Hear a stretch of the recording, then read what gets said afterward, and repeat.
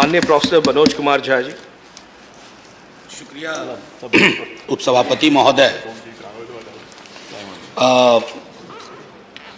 पहली चीज़ तो मैं आपके माध्यम से ये कहूँ कि जब ये पता चला कि आज चर्चा होगी तो पहले के पार्लियामेंट का और कुछ कॉन्स्टिट्यूएंट असेंबली की, तो एक जो हमारे संसद के चरित्र में बदलाव आया है कि पहले labour movement, trade union movement के लोगों से संसद भरी हुआ करती थी, आजकल खाली हो गई है।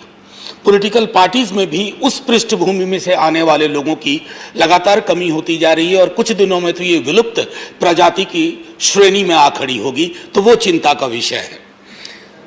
मैं जानता हूँ कई लोगों का बैकग्राउंड। दूसरी चीज महोदय, मैं ये भी सोच रहा था, बिमल रॉय एक फिल्मकार थे, उन्होंने फिल्म बनाई थी 2 बीघा जमीन, फिर सुजाता, फिर उसके बाद अलग दौर के निर्देशकों ने बनाई नया दौर, नमक हराम, गमन, इसके अलावा बांग्ला, तेलुगु, मलयालम। मैं क्यों ये बात कह रहा हूं? एक वक्त था जब राजनीति और समाज के चित्रण का सिनेमाई जो चित्रण था उसमें एक तारतम्य था। आप देख लीजिए 70 के बाद, 80 के बाद खास तौर पर वो फिल्में बनना बंद हो गई हैं। इससे भी पता चलता है कि संसद में वो लोग धीरे धीरे हाशिए पे गए और सिनेमाई रिप्रेजेंटेशन में भी हाशिए पे गए। इसलिए लेबर एंड एम्प्लॉयमेंट मिनिस्ट्री का जब गठन हुआ होगा तो इसकी जो मंशा, इसका जो उद्देश्य रहा होगा, मैं जानता हूं कि कहीं ना कहीं इच्छा तो माननीय मंत्री जी भूपेंद्र जी की भी रही होगी ही कि उस मंशा से ही काम किया जाए। लेकिन कई दफा क्या होता है कि कई तरह की चीजें होती, मसलन कहते हैं ना, जिस समत की हवा है उसी समत चल पड़े, जब कुछ ना हो सका तो यही फैसला किया। तो इससे अब बचेंगे आप, मुझे उम्मीद है, क्योंकि मैं एक छोटा दृष्टांत दूंगा माननीय सभापति महोदय। हमारे बिहार के एक मुख्यमंत्री थे, बहुत दिन मुख्यमंत्री नहीं रहे, लेकिन उन्होंने क्रांतिकारी काम करने की कोशिश की थी, लैंड रिफॉर्म की। आज भी जब लैंड रिफॉर्म की बात होती है ना, तो वो बहुत कम दिन के लिए मुख्यमंत्री थे, उनका नाम शान से लिया जाता है। आप ऐसी कोशिश करें भूपेंद्र जी, श्रम और पूंजी के बीच में असंतुलन है, पूंजी के पक्ष के पैरोकार अनगिनत हैं, श्रम के लिए बोलने वाले कम हैं, खड़े होइए और श्रम के लिए बोलिए, यह आग्रह होगा मेरा।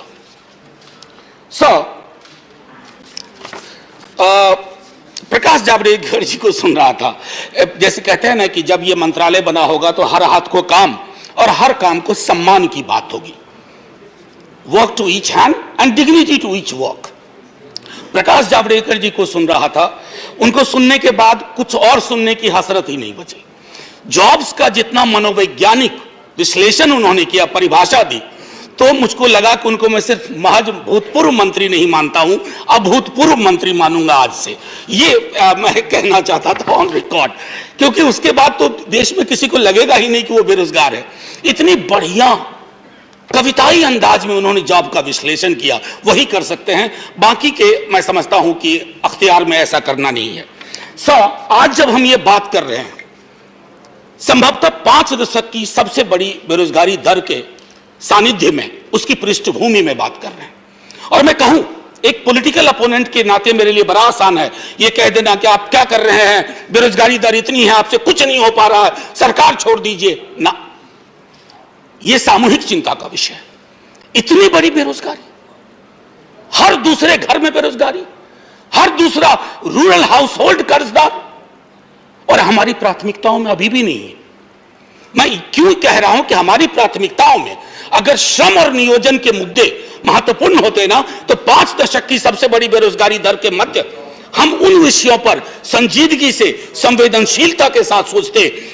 आज भी देखिए, शायद इस मंत्रालय को सबसे ज्यादा समय की जरूरत थी, चर्चा की सबसे ज्यादा जरूरत थी।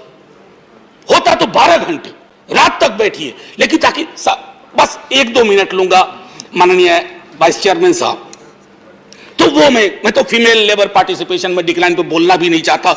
निजीकरण पर भी कई दफा बोल चुका हूं। निजीकरण आप सब विरोधी हुआ करते थे, आज बिला वजह नहीं है कि इस तरफ से सारे लोगों ने बीएमएस को कोट किया, एटक को कोट नहीं किया, सीटू को कोट नहीं किया, इंटक को कोट नहीं किया। सर, माननीय मंत्री महोदय, इफ विशेष वेयर हॉर्सेस, खैर एनीवे सर, मैं आना चाहता हूं इस बात पे। निजीकरण को लेकर के भी एक रोड मैप होना चाहिए, क्या निजीकरण हो क्या नहीं हो।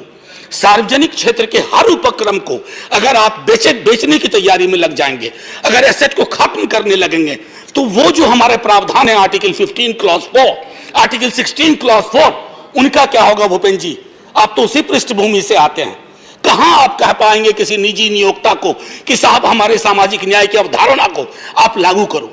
नहीं हो पाएगा। और तब फिर सब बैठ करके बाद में हम सब गमी में बैठेंगे कि ये क्या किया, सारी संपत्तियां हाथ से निकाल गई। पलायन आपके लिए ये भी एक बड़ा विषय माननीय मंत्री महोदय के लिए। सर बस 1-1.5 मिनट लूंगा, ज्यादा लूंगा ही नहीं। पलायन को लेकर के मैं वैसे राज्य से आता हूं जहां से माइग्रेशन होता है। सर आपको एक बात बताऊं, आपको ताज्जुब होगा, 1930-40 में जब कलकत्ता ज्यादा माइग्रेशन होता था तो हमारे यहां जो बिरहा गाया जाता था, कलकत्ता को साउथ की तरह देखा जाता था। आज दिल्ली को साउथ की तरह देखा जाता है, चंडीगढ़ को साउथ की तरह देखा जाता है, मुंबई को साउथ की तरह देखा जाता है, क्योंकि परिवार के परिवार बिखर के रह गए। बिहार आपके लिए सिर्फ पॉलिटिकल कॉन्स्टिट्यूंसी नहीं होना चाहिए, बिहार में इंटरवीन करना होगा कलेक्टिवली। अन्यथा जो मैं बार बार कह रहा हूं, अगर Bihar, sir 1 minute, finally 1 minute, half a minute sir, 1 minute I will stop. मैं बाल श्रम के बारे में भी बताऊं कि कोविड के बाद ये चिंता बढ़ी है। बाल जी आप सर तारतम्य माननीय डिप्टी चेयरमैन साहब 1.5 मिनट दे दीजिए, कोई ना कोई उदार चरित्र के व्यक्ति हमको दे देंगे वो वक्त।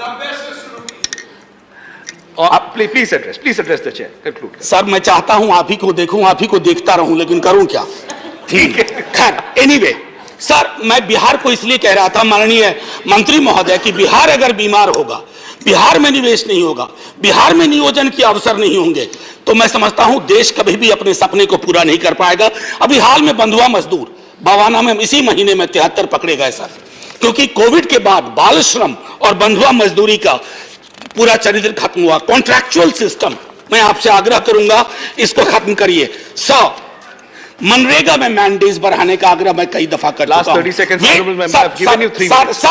सेकंड सर ये चीज रिकॉर्ड पे नहीं गई ना तो देश का नुकसान हो जाएगा। 30 सेकंड सर देश का नुकसान हो जाएगा, सुन लीजिए सर। 91-92 में वेज टू प्रॉफिट रेशियो 1.41 था, जो 0.32 है, उसके बारे में चिंता हमको बता दीजिएगा। Why the minimum wage for agriculture has not been revised so far? Increasing informality of employment, PLFS का मैं दे रहा हूं, any plan to check their vulnerability. The industrial relation 300 पर रिट्रेंच कर देगा, आपसे पूछेगा भी नहीं। ये क्या निजाम कर रहे हैं? वर्कर को निकाल दो, सारा अधिकार। फाइनली सर परमिशन, ये गिग और प्लेटफॉर्म इकोनॉमी, इसके बारे में क्या सोच है, उनके कंडीशन के बारे में? और सर लोगों ने आराम किया और छुट्टी पूरी की। यकुम मई को भी मजदूरों ने मजदूरी की। यकुम का मतलब होता है 1 मई को, जो मे डे के नाम से जाना चाहता है। जय हिंद sir, thank you. Honourable Shri HD Deve Gowda ji, not present. Shri Vinay Viswam ji, माननीय विनय